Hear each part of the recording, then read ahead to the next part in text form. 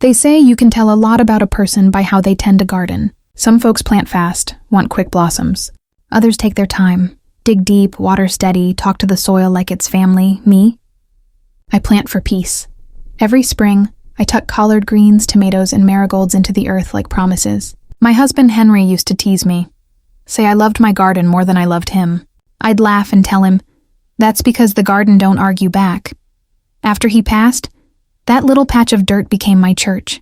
Every morning I'd be out there at dawn, kneeling between the rows, whispering prayers into the soil. The rhythm of it healed me. Dig, plant, water, grow. Then last summer, the Lord decided to test my patience in the strangest way. Her name was Miss Connie Mayfield, and she moved in next door just before Easter. At first I was glad. The old house had been empty so long the shutters looked lonely. Connie was polite enough, middle-aged, thin as a twig, with tired eyes and the kind of smile that hides more than it shows. She waved every morning, and I waved back. We'd chat over the fence sometimes. I told her about the church bake sale. She told me about her grown son trying to get back on his feet. Then one morning in June, I noticed something odd. My tomato vines looked lighter, thinner somehow. I thought maybe the heat had stunted them, but when I leaned closer, I saw clean cuts where ripe tomatoes had been snipped away. I counted, 6 gone.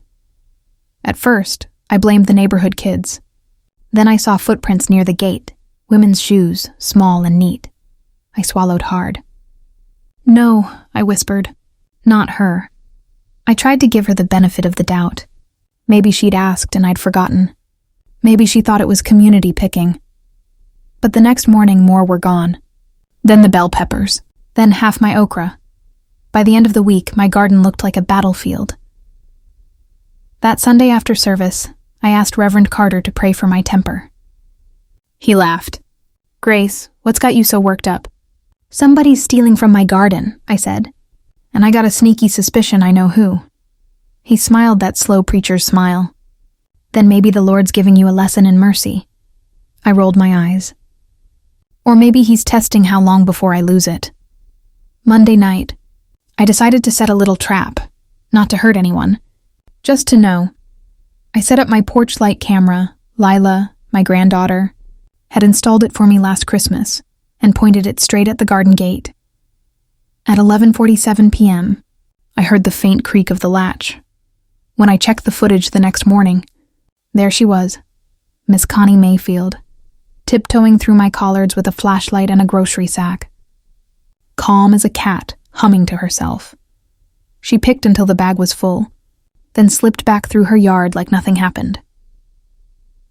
I sat there, coffee cup trembling in my hand, heart thumping like I'd just found out a friend had lied to me. That afternoon, she came by like always, holding a plate covered in foil. Morning, Grace. Thought you might like some tomato pie. My mama's recipe. I looked at the pie. Beautiful crust, golden brown, and bit my tongue so hard it nearly bled. I said, "That's mighty kind of you, Connie." She smiled. "You must have the magic touch. Those tomatoes in your yard sure are coming in fast this year." "Mm-hmm," I said, forcing a smile. When she left, I shut my door, set that pie on the counter, and just stared at it. The smell of my own stolen tomatoes filled my kitchen like mockery. I didn't throw it out. I didn't eat it either. I just covered it back up, walked out to my porch, and prayed for calm. The next morning, I decided it was time. I baked a loaf of cornbread, my good, sweet honey butter kind, and walked right over to her house. She opened the door looking surprised. "Well, hey, Miss Grace." I held out the bread. "Peace offering," I said. "Peace for what?" "For the talk we're about to have." She blinked. "Oh." I walked past her into the kitchen like I owned the place. There on the counter sat a basket of my bell peppers and a jar of my homemade pickles, labels and all. I took a deep breath. "Connie," I said softly, "why you taking food from my garden?" Her face went pale. I don't know what you're talking about." "Baby," I said, "the Lord saw you, my porch light saw you, and now you and me both know." She sat down hard, eyes filling up. "Grace, I'm sorry." "I was gonna tell you."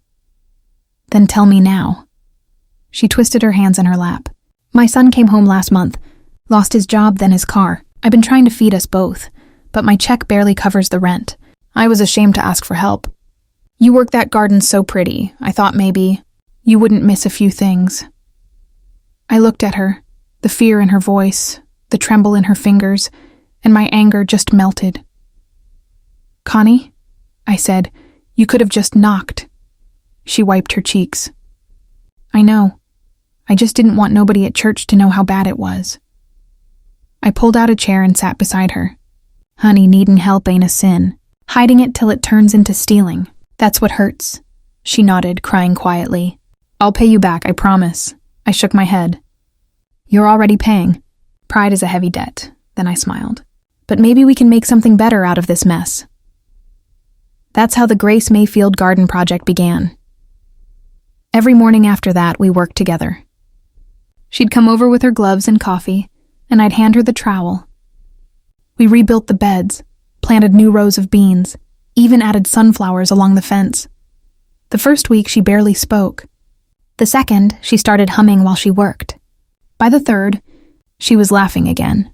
We talked about everything: her son's job search, my arthritis, the best way to keep rabbits out of the lettuce. And somewhere between the dirt and the laughter, I realized forgiveness isn't a one-time act. It's a garden you keep tending day by day. By mid-July, the garden was blooming again, fuller, greener, happier than ever. Sometimes I think plants can feel forgiveness too. Connie started bringing her son, Marcus, to help. Big boy, tall as a pine and quiet as the breeze. He'd lost that spark young men are supposed to have. But when he started tending the soil, something softened in him. One morning, I watched him kneel beside the tomato vines and say, "They're growing faster than last week." I smiled. That's what happens when you give things a second chance. He nodded, but I could tell he knew I wasn't just talking about the plants. Around that time, gossip started buzzing through the church grapevine. You know how folks are, always needing something to talk about between the choir and the potluck. Word got around that Connie had helped herself to my vegetables. I saw the look she got during Sunday service, the polite smiles that don't reach the eyes, the whispers behind hymn books. When it came time for announcements, I walked right up to the pulpit. "Church family," I said, "I just want to thank Sister Connie for helping me double my garden this year. We've been working hard, and we're going to have enough vegetables to share with every family here." You could have heard a pin drop. Then old Deacon Harris chuckled. "Well, I'll be. Grace, you done turned a robbery into a ministry." Everyone laughed, even Connie. That week, we put baskets of produce out front of the church. Peppers, squash, tomatoes, collards, free for anyone who needed them. We called it the Giving Garden. Folks started dropping by with seeds and tools. Kids from the youth group helped plant a second bed behind the church. Even Marcus started teaching them how to water the roots instead of the leaves. It wasn't just about vegetables anymore. It was about community, about grace made visible. One late August evening, I sat on my porch swing, watching the sunset drip orange across the sky. Connie came over with 2 glasses of sweet tea. She said, "You know, Grace, I never thought I'd find peace in a pile of dirt." I smiled. "That's the thing about dirt, honey. It holds both our mess and our miracles." She looked out at the garden, eyes shining. "You could have turned me in or shamed me. Why didn't you?" I took a sip of tea. "Because people can't grow if you don't give them sunlight." She laughed softly. "You sound just like my mama," I winked. "That's 'cause your mama raised you right. You just forgot for a little while." By the first frost, we'd canned enough vegetables to last the winter. Marcus got hired at the hardware store. Connie started smiling like she meant it again. And me? I learned that forgiveness don't mean pretending something didn't hurt. It means choosing not to let it rot your heart. Now every time I look at my garden, I see more than plants. I see second chances sprouting right alongside the collards, and when folks stop by and ask, "Grace, what's your secret?" I just smile and say, "Patience, prayer, and a little stolen tomato pie."